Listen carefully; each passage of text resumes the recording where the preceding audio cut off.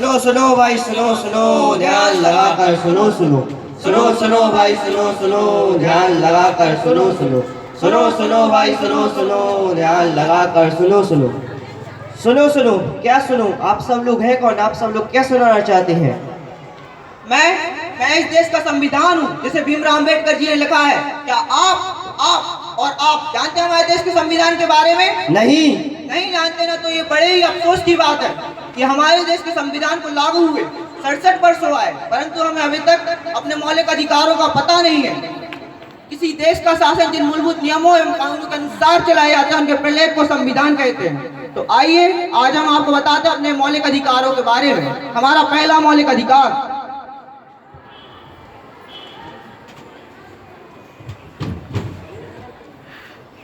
क्या कर रहे हो? देख के नहीं जा सकते क्या? क्या हुआ भाई, तुम भी तो देख के जा सकते हो। क्या क्या हुआ भाई, तुम भी तो देख के चल सकते हो।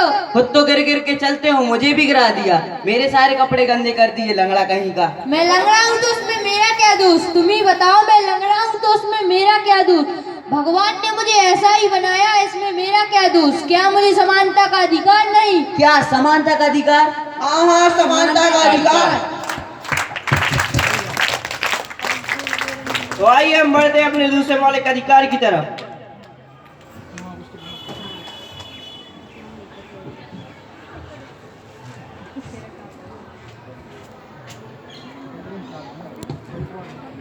पापा पापा पापा पापा, क्या हुआ? मुझे गोवा जाना है। क्या गोवा जाना है? क्यों? मेरे कॉलेज की तरफ से हम सभी फ्रेंड्स गोवा जा रहे हैं, तो मैं भी जाऊँ? नहीं, तुम एक लड़की हो, मैं तुम्हें इतनी दूर नहीं भेज सकता। पर पापा प्लीज। नहीं, जाओ, जाकर अपने घर का काम करो, जाओ।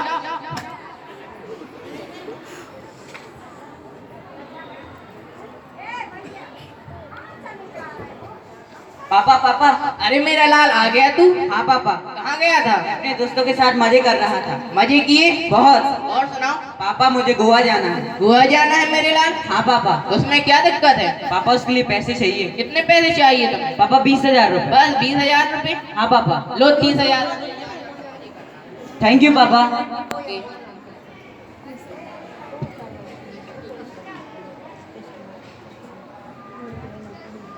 पापा पापा पापा पापा, अब क्या हुआ? ये क्या आपने भैया को जाने दिया और मुझे मना कर दिया? खामोश, आवाज नीचे। तुम एक लड़की हो, तुम्हें इतनी दूर जाने का कोई अधिकार नहीं है। मैं एक लड़की हूँ तो क्या हुआ, मुझे भी तो आजादी से जीना है, मुझे भी तो स्वतंत्रता का पूरा अधिकार है। क्या स्वतंत्रता का अधिकार? हाँ, स्वतंत्रता का अधिकार।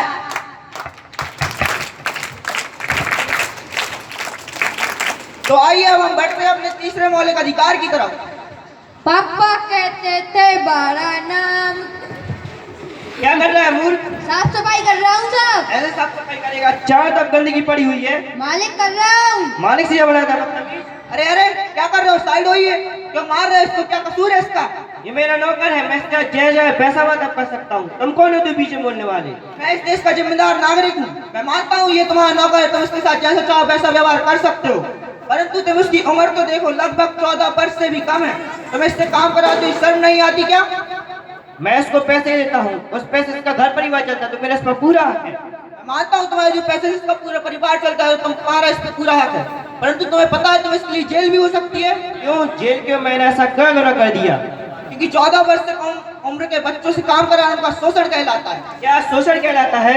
हाँ, और ये कार्य शोषण के विरुद्ध अधिकारों के अंतर्गत आता है। क्या शोषण के विरुद्ध अधिकार? हाँ, शोषण के विरुद्ध अधिकार।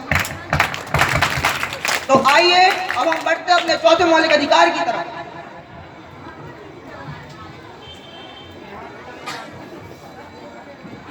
रघुपति राघव राजा राम पतित पावन। अरे उठो उठो उठो, इधर से उठो।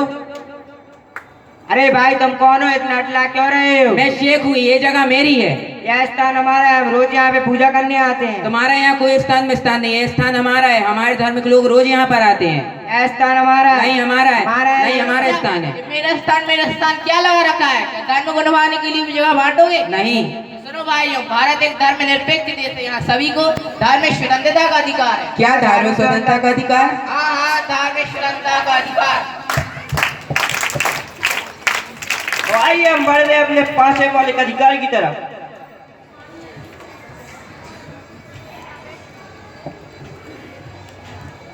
अरे तुम यहाँ? हाँ क्यों, मैं यहाँ नहीं हो सकती क्या? तुम इतने महंगे अमीरों की कॉलेज में क्या कर रही हो? मैंने इस कॉलेज में एडमिशन लिया है ताकि मैं अपनी आगे की पढ़ाई पूरी कर सकूं। बता भी इसमें कितना खर्चा आएगा, और तुम कह रही है गरीब किसान की लड़की। हाँ हाँ, तुम इसकी चिंता मत करो, मुझे सरकार से पूरी मदद मिली है। सरकार ने मुझे स्कॉलरशिप दी है। स्कॉलरशिप से तुम अभी की तो पढ़ाई कर लोगे, बाद में पता है कितना खर्चा आएगा। मैंने इस कॉलेज में एडमिशन लिया है ताकि मैं डॉक्टर बन सकूं, और डॉक्टर बन के पूरे देश की सेवा करूंगी। बता भी है अमीरों की कॉलेज में रुकना कितना मुश्किल होता है, और तुम कह रही है गरीब किसान की लड़की। शिक्षा कभी भी अमीरी और गरीबी नहीं देखती, शिक्षा का अधिकार तो सभी को होता है। क्या शिक्षा का अधिकार? हाँ हाँ, शिक्षा का अधिकार। तो आइए अब हम बढ़ते हैं अपने अंतिम और छठवें मौलिक अधिकार की तरफ।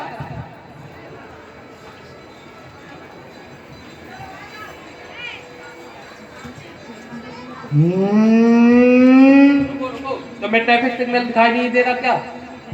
ओ सर साइड हुई, मैं जल्दी जाना है। जल्दी जाना है तो क्या हुआ, सिग्नल तोड़ते हुए जाओगे क्या? ओ सर आप जानते नहीं मैं कौन हूँ? कौन हो तुम? मेरे पापा यहाँ के एसपी, मुझे कोई सिग्नल की जरूरत नहीं। तो तुम्हारे पापा यहाँ के एसपी है? हाँ। तो तुम्हें डबल चालान कटवाना चाहिए। चलो अपना लाइसेंस दिखाओ। क्यों? क्योंकि कानून सबके लिए समान है, चाहे कोई ऊंचे पद पे हो चाहे नीचे पद पे, सबके लिए संवैधानिक औपचारिक अधिकार है। क्या संवैधानिक औपचारिक अधिकार? हाँ हाँ, संवैधानिक औपचारिक अधिकार।